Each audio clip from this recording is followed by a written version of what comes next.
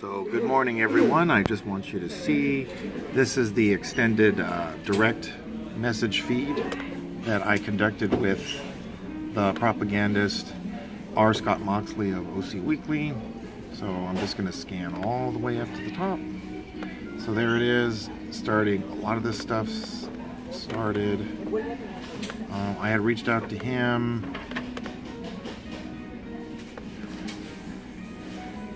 Things to share here.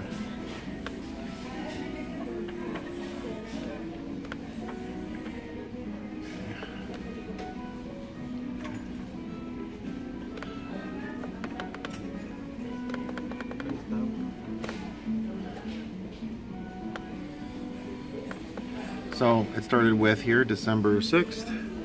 It's been my conservative pals who wanted California divided into multiple 4 or 5 states until now agree.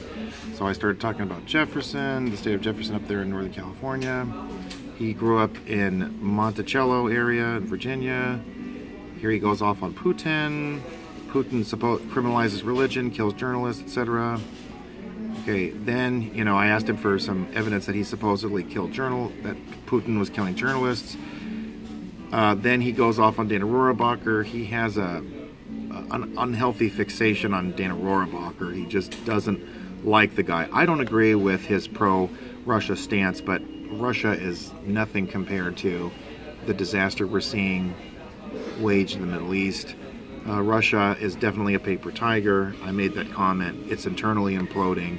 The death rate is extremely high in Russia. Now, then he calls Dana Rohrabacher an immature two-faced slob with few social skills.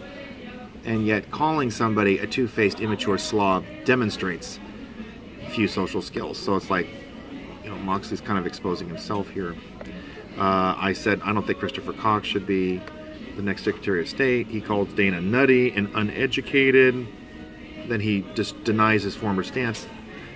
I don't know anything about that. Do I have a separate day job? Now the funny thing is, I mentioned how I'm a volunteer, but for some reason Moxley claims that I was very secretive about whether I have a job or not. I really don't understand why he's obsessed with that. I'm not teaching anymore. Here's everything I had written about it when I wrote for the Daily Breeze. He affirmed a lot of people don't like teaching because there's a lack of support for teachers. That's what I had experienced. He then recognizes that he had missed my advocacy. He calls me a rising star on the political right in Southern California. He asks what got me started. I talked about how it was Obamacare that really set me off in 2010 when in a midnight session on a Sunday they shoved that awful law down everybody's throats. I notice how OC Weekly doesn't go after Obamacare and how corrupt it is and how working families are hurt by it. It just bothers me. Then he engages in the same kind of gay baiting, trying to shame people who are pro-life and family as if they're anti-people. And then I respond very effectively, which is that it's not an identity, it's a behavior. I gave a lot of evidence about it. I gave him speeches from people at the Stand for Truth conference. I also blast the Westboro group. I gave him a letter that was published in the Santa Monica Daily Press.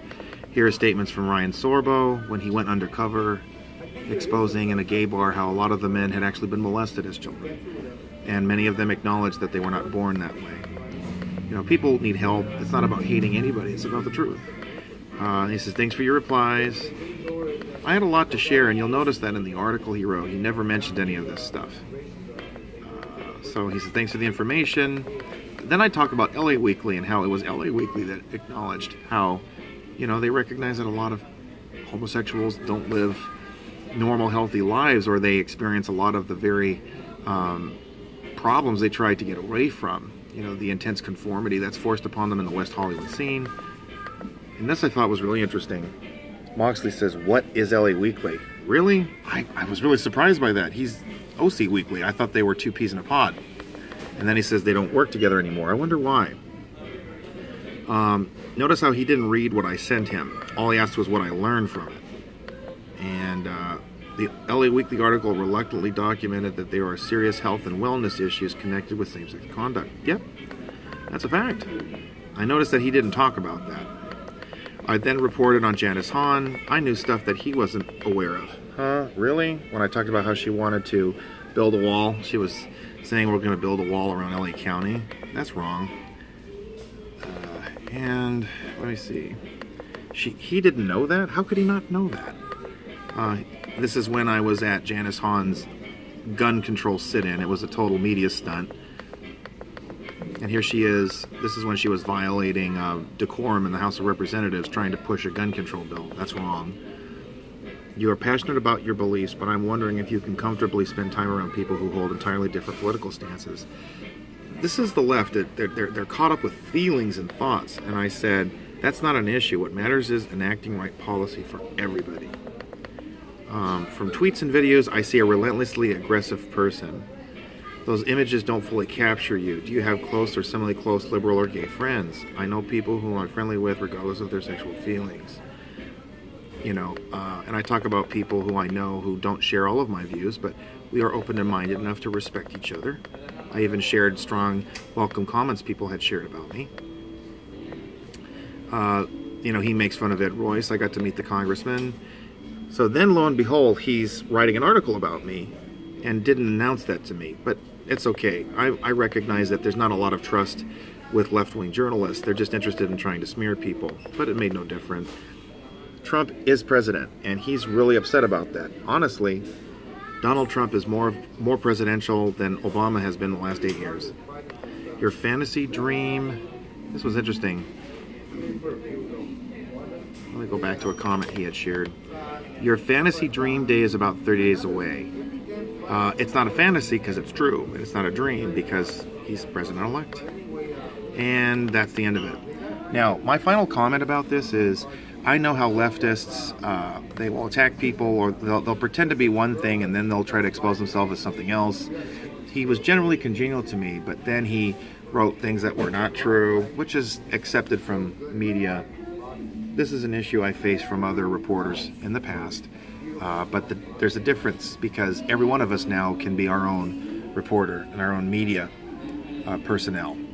And we're able to do a better job because we have no other axe to grind than to share what's happened to us. And I'm also recording this in the event that Mr. Moxley decides to block me because he doesn't like that I've exposed his very unprofessional attitudes, the things he's written, calling Dana Porobach a slob. I mean, really? At any rate, there it is. Signing out.